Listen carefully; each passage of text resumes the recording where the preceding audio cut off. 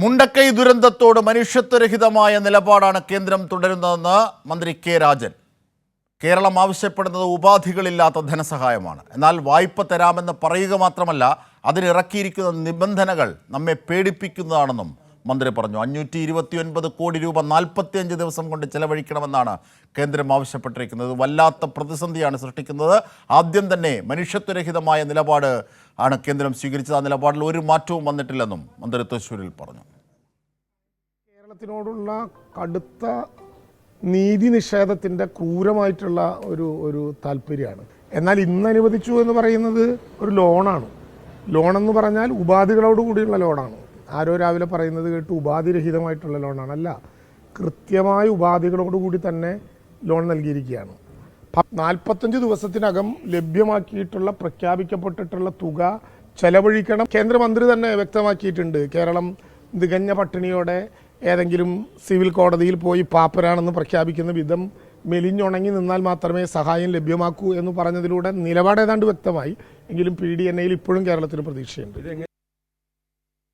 ഇതിൻ്റെ കൂടുതൽ വിവരങ്ങളുമായി ഞങ്ങളുടെ പ്രതിനിധി സാലി മുഹമ്മദ് ചേരുകയാണ്. സാലി, ഈ രജനീകാന്ത് സിനിമയിൽ പറയുന്നത് പോലെയുള്ള ഒരു നിബന്ധനയാണ് യഥാർത്ഥത്തിൽ കേന്ദ്രം കേരളത്തോട് വെച്ചത്. 45 ദിവസത്തിനകം ഈ തുകയോ അത്രയും ചെലവഴിക്കണം, പലിശരഹിത വായ്പ എന്ന് പറയുമ്പോൾ തന്നെ എന്തൊക്കെയാണ് ഇതേ സംബന്ധിച്ച് കെ രാജൻ അടയാളപ്പെടുത്തിയത്?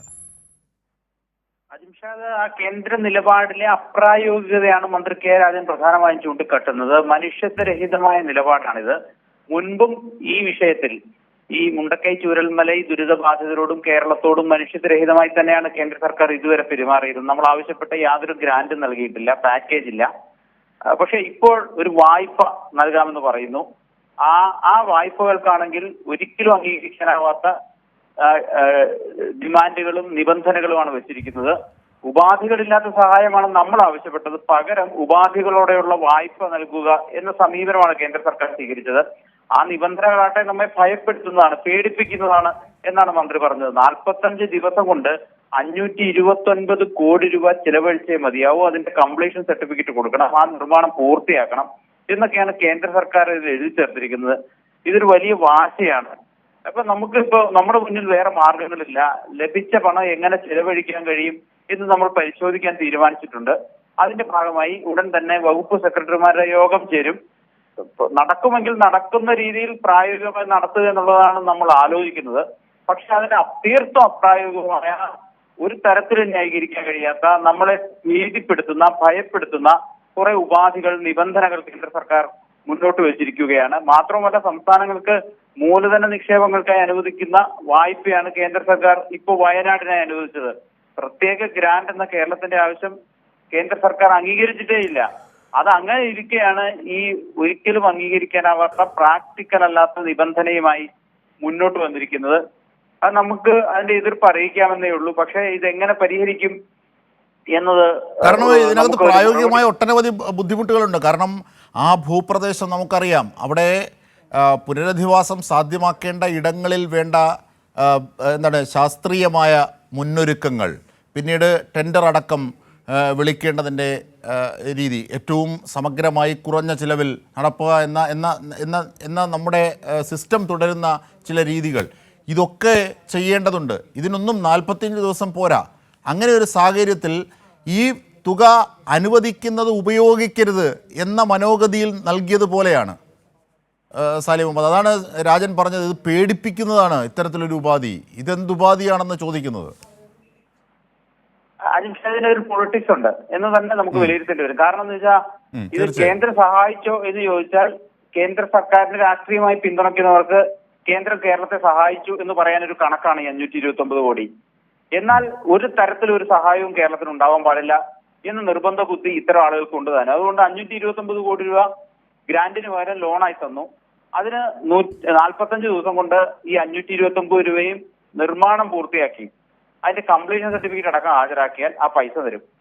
അങ്ങേറ്റം വിചിത്രമായ ഒരു വാദമാണ്. മാത്രമല്ല, ഈ സംസ്ഥാനങ്ങൾക്ക് അനുവദിക്കുന്ന മൂലധന നിക്ഷേപം എന്ന് പറയുന്നത് അത് കെട്ടിട നിർമ്മാണങ്ങൾക്കൊന്നും ഉപയോഗിക്കാൻ കഴിയില്ല.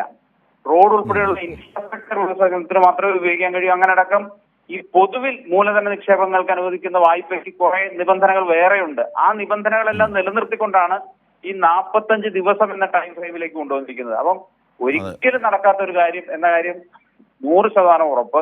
പക്ഷേ സ്പഷ്ടമാണ്, നമ്മൾ സ്പഷ്ടമാണ്. തുടക്കത്തിൽ പറഞ്ഞതുപോലെ കേന്ദ്രം കേരളത്തെ സഹായിച്ചില്ല എന്നൊരു ആക്ഷേപം പൊതുവിൽ എല്ലായിടത്തും ഉയർന്നു കേൾക്കുന്നുണ്ട്. അതിനൊരു പരിഹാരം അത്തരം ആളുകളുടെ വായടയ്ക്കാൻ 559 കോടി അത് രൂപ. മാത്രമല്ല കോടതിയിലടക്കം നിരത്താനൊരു വാദമായി മാത്രം അല്ലേ?